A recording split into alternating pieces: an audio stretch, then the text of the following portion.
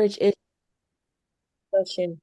And next month, we're going to do a series on Make It Make Sense. And so I'm excited about what God is going to do on tonight and also what he's doing next month. I'm excited about what he's talking to me about already. And so I like to be in season. And so it's playoff time. So I'm going to start tonight's discussion with a quote from Michael Jordan. He says, I've failed over and over again in my life. And that is why I succeed.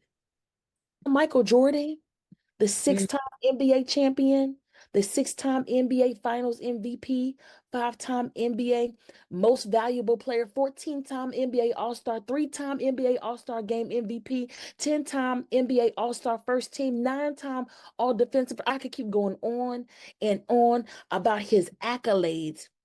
And he's saying all of these accolades can be attributed to one thing: failure, which is an oxymoron for a perfectionist like me, because the perfectionist in me has a fear of failure, constantly is fighting a fear of failure. And it is that fear of failure that keeps me in a box, that stops me from walking completely and fully in what God has called me to do and who God has called me to be. So my thing is that fear of failure. And what Michael Jordan is saying is that thing that you're so afraid of is the thing that you need to succeed. That one thing that you're so afraid to do, you're so afraid to fail, but it's that thing that you need to do to get to where God has called you to be. And so on tonight, whatever our it is, mine is fear of failure. Yours could be whatever your it is. I got a list. It could be a fear of the unknown, fear that you're inadequate, fear of being judged, just whatever your it is that is stopping you. God is telling us and wrapping up this courageous series with the fact that it's time. It's just time. Whatever it is time for us to stop seeing ourselves from this jaded lens, this low downtrodden lens. It's time for us to see ourselves how God sees us. And in First Peter, we have this scripture, First Peter chapter 2 and verse 9, that we quote all the time. I'm going to read it and then we're going to talk about it a little bit. First Peter chapter 2 and verse 9. And it says, but you are a chosen people. We get so excited about this verse. You are a chosen people, a royal priesthood, a holy nation, a people for his own possession, that you may proclaim the excellencies of him who called you out of darkness. We get so excited about that scripture. We quote it and all of those kind of things, but we quickly rush over the fact that he says to the people, his initial audience, that you are chosen. And Peter is writing to these people because they're being persecuted.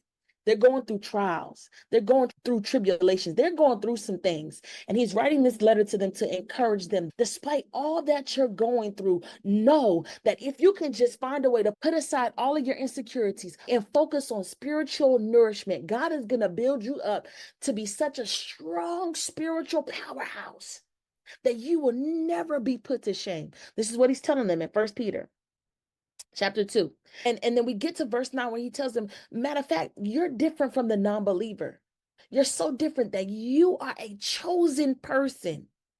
You are chosen. This isn't by happenstance. This isn't me, miny, mo, roll of the dice. You are specifically and intentionally chosen by God to do a thing. And Peter's telling them, despite the trials, despite the tribulations, despite all of your isms, your insecurities, and your fears, I need you to focus on the fact that you are chosen. And it's time to walk in the fact that you are chosen. It's time to be encouraged in the fact that you are chosen by God to do this thing, to be the person he has called you to be. You are chosen.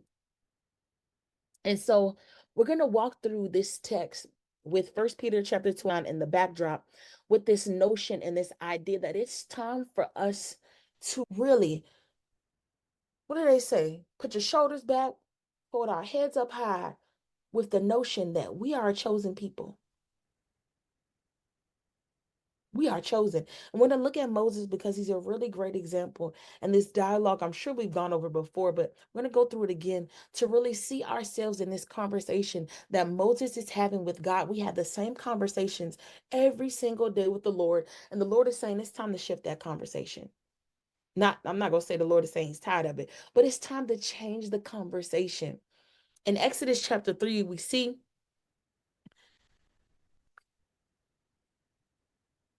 God does this miraculous thing.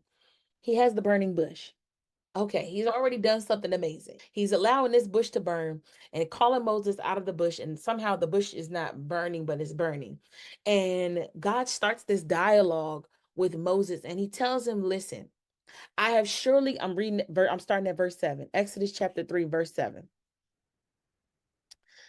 Then the Lord said, I have surely seen the affliction of my people who are in Egypt, and have heard their cry because of their taskmasters. I know their suffering, and I have come down to deliver them out of the hand of the Egyptians and to bring them up out of that land to a good and broad land, a land flowing with milk and honey, to the place of the Canaanites, the Hittites, the Amorites, the Perez, the Hivites, and the Jebusites. And now, behold, the cry of the people of Israel has come, and I have seen also the oppression of which the Egyptians oppress them. I've seen it. God is starting this dialogue with Moses, and he's already telling them, listen, I know that I have a problem. There's a problem. I'm identifying it. My people are afflicted. My people are suffering. My people are oppressed, and they need deliverance. They need freedom. And so I have this problem, and you, Moses, happen to be my solution. Verse 10, he tells Moses, come, I will send you to Pharaoh that you may bring my people, the children of Israel, out of Egypt. God is just telling Moses, I've chosen you to be the one to let my people go. I've chosen you to be the one who I'm going to use to solve this problem. I've chosen you for a purpose.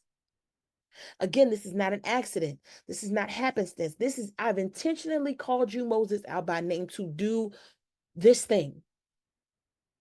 And Moses' response to God, the God who has allowed this bush to burn, but not burn, is verse 11.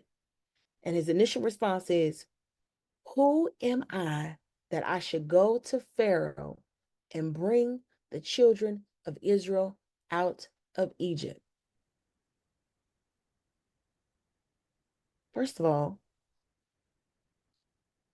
Moses, out of his insecurities and his fears, is telling the God of the creator of the heavens and the earth,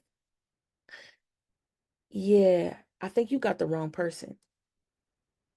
Because who am I to do this thing that you, the creator of the heavens and the earth, has called me and asked me to do this thing? I think, how dare Moses have this kind of response, the creator of the universe? This is like the potter talking to the clay, creating a vase, and the vase telling the potter, no, actually, you created me to be a vase, but I'm not really a vase. I'm a cup. Actually, Moses, I created you to deliver. I've set this purpose before I created you in the womb in Jeremiah. I knew you. I've called you for a purpose. Actually, my people are suffering over here, and I've called you to be the deliverer of my people. That's what I called you to do. But out of his insecurities and his fear, he's telling God, I'm not good enough. Who am I that I should do this great thing? Who am I that I should do this great exploit? And we have these same conversations with God because we know that he has called us to do a thing. And our response to him is, God, I can't do that. I'm just little old me. I can't do that. Our fears and our insecurities arise so quickly when God asks us to do something.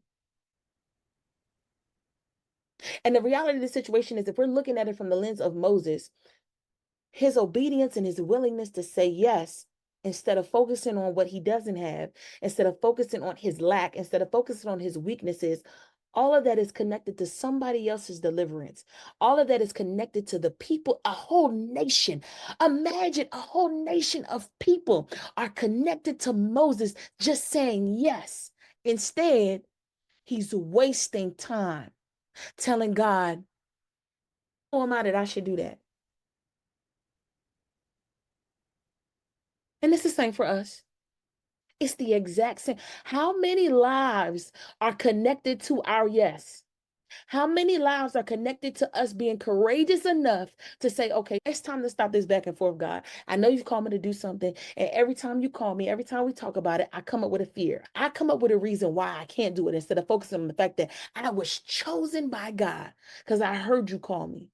I was chosen by the creator of the universe to do a thing. Why doesn't the fact that he chose us to do it, he called us to do it, weigh more than our fears, weigh more than our insecurities?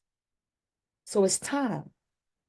And unfortunately for Moses, just like for us, the conversation doesn't stop at verse 11. So in chapter 3, they go from verse 12 to 21, and Moses is now worried about what are the people going to say? Because he does the same thing that we do. We make up imaginary conversations. Oh, the people not going to receive me. Or they're going to think I'm crazy. They're going to think I'm making things up. If I tell them that God sent me, God in his mercy and in his wisdom, and he's so awesome and powerful, and he does the same thing for us. He forbears Moses in this conversation where the God of the universe called him to do a thing. And Moses is adamantly rebutting, saying, no, God, you got the wrong one. And God is responding to every one of his insecurities with, don't worry about it. I'm going to be with you. He promises him, my presence is going to go with you. I'm going to order your steps. I'm going to be there every single step of the way. Don't forget, Moses, that if I'm for you, there's nobody who can stand against you. I don't care if it's Pharaoh, King Tut. I don't care who it is. They can't stand against you because I've called you to do this thing. I've called you. And then not only did God promise Moses, my presence is going to go with you, he gave them the playbook. This is what you're going to say. Because he was worried about how this conversation going to go. Tell them I am who I am sent me. This is what you're going to do. Matter of fact, he told them Pharaoh's not going to receive you. And that's okay because I already have miracles in line. I already have the playbook. All the plays have been mapped out. I already know what's going to happen. Matter of fact, I already knew you was going to have these insecurities. So I've already prepared affirmation after affirmation and confirmation after confirmation so that you can get to a place where you stop focusing on you and start focusing on the call. Start focusing on the fact that I've chosen you to do this thing. Start focusing on the assignment. And it's the same thing for us. God is so patient. He's having these conversations with us like he's having them with Moses. And he's saying, okay, I showed you time and time again. I will never leave you nor forsake you. I've confirmed my word and my assignment time and time again. We have the same assurances that Moses has with letting the people of Israel go, with going to the king to say, hey, let my people go. We have the same assurances that Moses has. And God is saying, with those same assurances, it's time. It's time to bust a move. It's time to start just saying, yes, what do you need me to do, God? What's the next step? What do you need from me? Instead of responding with fear and insecurity. Because Moses is not done yet.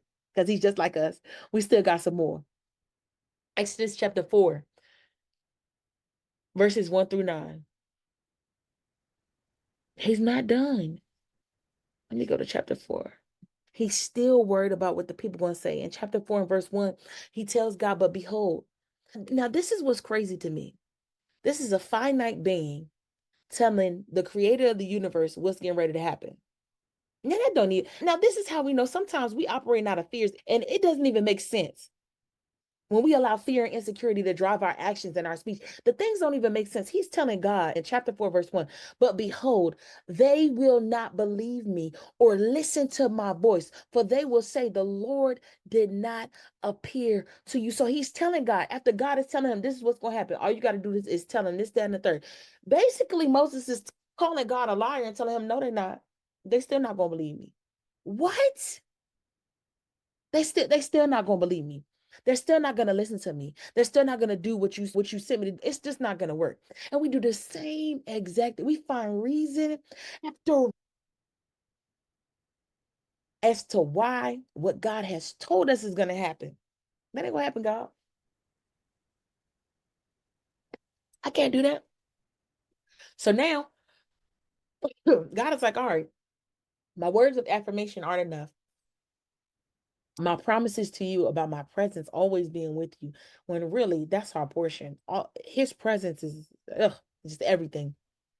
It's not enough. So I got to show you some miracles. So God is in chapter 4, verses 1 through 9. You got to read it in your own time. God tells Moses, okay, what you got in your hand. Throw your staff on the ground. Turns into a serpent. Grab the serpent by the tail. Turns it back into a staff. Put your hand in your cloak. Pull it out. Leprosy. Put your hand back in your cloak. So now God is showing him miracles, because the words of affirmation were not enough. The words of confirmation were not enough. And it's the same thing for us. He's confirmed his word time and time again. We know it. We know what we're supposed to do. We know who he called us to do time and time again, but it's not enough. So now he's showing us miracles. He's showing us things, dreams, visions. He's doing things that's just, okay, at this point, it's undeniable. To the point where God is, okay, what more do I have to do to convince you that it's time? What more has to happen before we say, okay, God, it's time. I receive it. I hear you. I'm ready to walk in it. I'm ready to do it. What more has to happen? There is not enough, because we human like Moses. And we get to Exodus chapter 4, verse 10 through 13. And this is when God is just, okay. At this point, this is getting ridiculous. This is a whole dialogue. We in a whole new chapter. We done went from chapter 3 to chapter 4. And every single time God says something to Moses, he has a rebuttal. Here again, this is after God has showed him miracles. God has done miracles for us. And we still worried about what we don't have, our lack, our fear, our insecurities. The Bible says, but Moses said to the Lord, oh, my Lord, I am not eloquent, either in the past or since you have spoken to your servant, but I am slow of speech and slow of tongue. Then the Lord said to him, who has made man's mouth? Who makes him mute or blind? Is it not I, the Lord? Huh? Now therefore go, and I will be with your mouth and teach you what you shall speak. Now the Lord at this point is saying, okay, who? Who you talking to? Did you forget who you talking to? I just made that bush burn, but it ain't burned down. Who you talking about? Your little speech situation? I didn't ask you about that. I already knew about that. I created you. Matter of fact, if I didn't want you to speak at all, it would be more than a speech impediment, a speech problem. You wouldn't be speaking at all. Matter of fact, I can make you go blind, Moses. What you talking about? You focused on the wrong thing. What are you talking about? Make it make sense, Moses.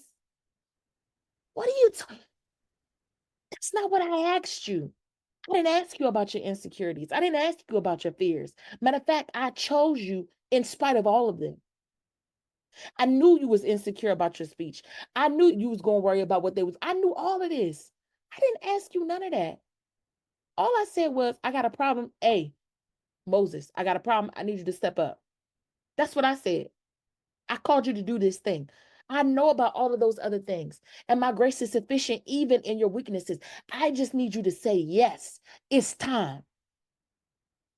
So at this point, it's okay. Verse 13, all of these things that God has promised Moses, all of the miracles that he's already in my Holy Ghost, man, I just want to believe that some of us, and I know I'm talking about myself, the Lord at this point is just getting irritated, because we get to this same point where Moses is, where he says, okay, I'm just going to flat out say it. Oh, my Lord, you know what? Just send somebody else.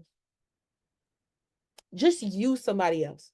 I'll be okay. And we hold on to what David said. I'd rather be a doorkeeper in the house of the Lord and try to make us feel good about ourselves, playing in the background and being a black brown player. I'll be all right. You could just call somebody, just get somebody else to do it. And if you read verse 14, no, you know what? We're going to read verse 14 together. So y'all can see how God responds to that. Because I think this is the straw that broke the camel's back at this point, because things start shifting after this. It says, then the anger of the Lord was kindled. Because at this point, we're wasting time, Moses. At this point, we've gone through dialogues. I've confirmed you. I've affirmed you. I've sent confirmation after confirmation. I've done miracle signs and wonders. And still, you're focused on you and your inadequacies. How disrespectful can we get? I've called you, and you going to tell the creator of the universe, Moses. I ain't talking about you. I'm talking about Moses. You, Moses, go tell the creator of the universe, pick somebody else.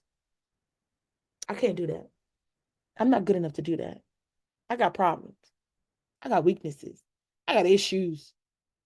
And then at this point, the Lord is, listen, you're going to stop playing me. Then the anger of the Lord was kindled against Moses and said, look, okay, there go Aaron, your homie. All right, get him. We're going to do this work because the assignment is not changing. You're still going to be my mouthpiece. You're still going to do what I called you to do. There is no plan B, Moses. There is no other person. You are the one who I have called to deliver the people. You are the mouthpiece. So I'm going to speak to you, and you're going to speak to Aaron, and Aaron will speak to the people. But you are my mouthpiece. The assignment's not changing. You're still going to have to open up your mouth and speak what thus saith the Lord. The assignment for you does not change. I have chosen you to do this assignment, and I don't make mistakes, Moses. I don't make mistakes. So get your stuff together. We're not going to keep having this dialogue back and forth. It's time to bust a move. And so for us, God is just saying to culminate, to wrap up this whole courage-ish series that we've gone down, we've looked at it from different lenses. It's time to bust a move. He's not picking anybody else. He's not looking at anybody else to do the thing that he's asked us to do. He's not going to call on anybody else to do the thing. Because if he did, he would have did it already. It's us. It's us. And so it's time for us to get to a place where, despite the fears, despite the insecurities, despite the anxieties, despite the weaknesses, despite the personality quirks, despite the fear of being judged, despite the fear of rejection, despite the, oh, they got this, that, and the third, despite feeling inadequate, despite the fear of failure, despite all of those things, it's time for us to walk in who God called us to be, in spite of all of those things. And the question really is, how much more time are we going to waste? Remembering that the whole conversation tonight started with the fact that God has a purpose. He has created us to solve whatever the problem is. For Moses, his problem was attached to others' deliverance, to others being set free, to others being able to walk in the land that is flowing with milk and honey. And our assignment is no different. Our obedience is attached to someone else's freedom, someone else's breakthrough, someone else's ability to be an overcomer. So how much longer are we going to focus on us and what we don't have, instead of focusing on the fact that God chose us to do this thing and hold on to it as if our life depended on it? Because if God chose us, if we're weighing the scales, that ought to weigh much more heavier than our fears and insecurities anyway. So essentially, this whole dialogue that Moses is having is really a selfish one, because not in any of his thoughts is he thinking about the people who are in need. Is he thinking about the God who called him to do the thing? He's focused on himself, him, what he don't got, who he ain't, and all of the things. So essentially, he's being selfish. And so the question for us is, if not you, then who? And if not now, then when? You and I are both chosen. He chose us. He's not choosing a second one. There is no backup plan. He's not looking at nobody else. This is it.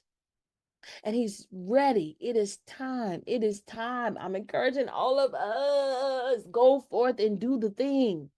It is time for this particular conversation that we've been having with the Lord, that is very similar to Moses' conversation with the Lord. It's time for it to shift before the anger of the Lord is kindled. It's time for the conversation to go, okay, yes, Lord. What's the first step?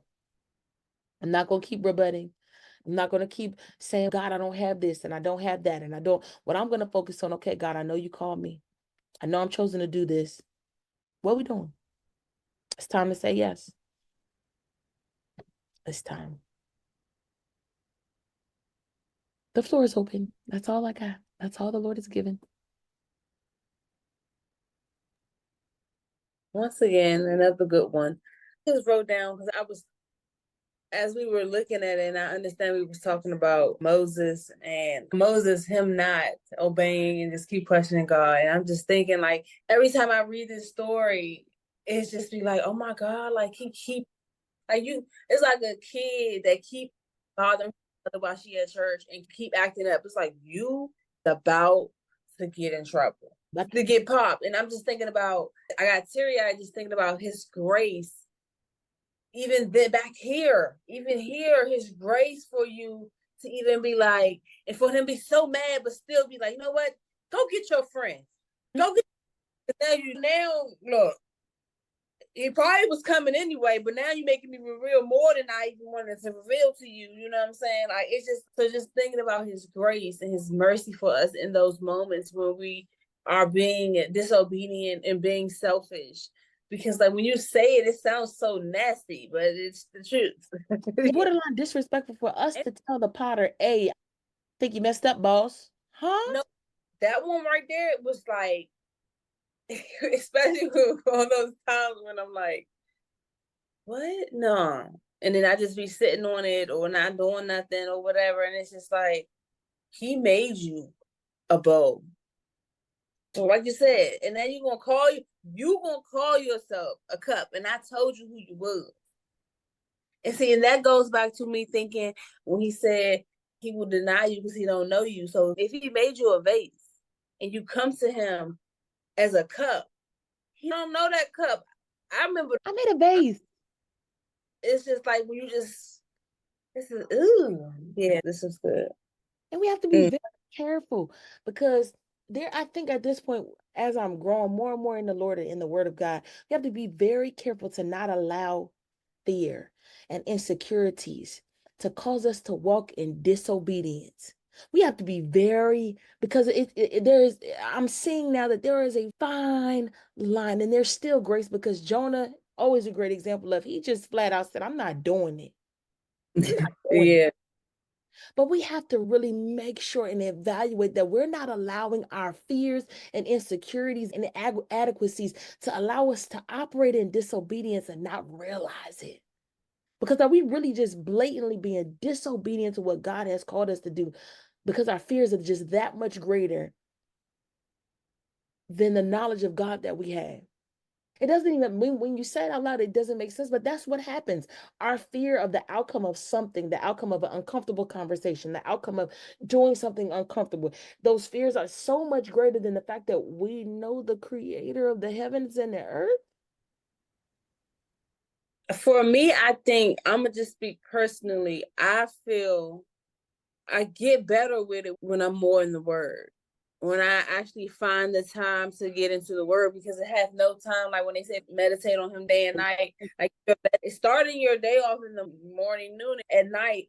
That way you stay with it because what I realize for myself when I'm apart from it or I'm not as consistent as I should be, that's when all my heart starts feeling. That's when all those feelings come in. And it comes with complacency. It's like I get bored, or because we're so used to down here with all these emotions and feelings, and we don't have to have when we up here. That's the uncomfortable part, and so I have to get used to being comfortable there. And so it's just anything, but just having this. I just realized that just in the moment, but yeah.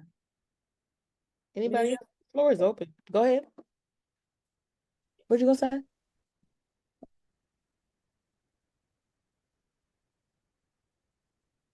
Okay, y'all, that's all I have for tonight. I'm going to end the recording. I'm gonna pray us out. Or actually, Joyce, can you pray us?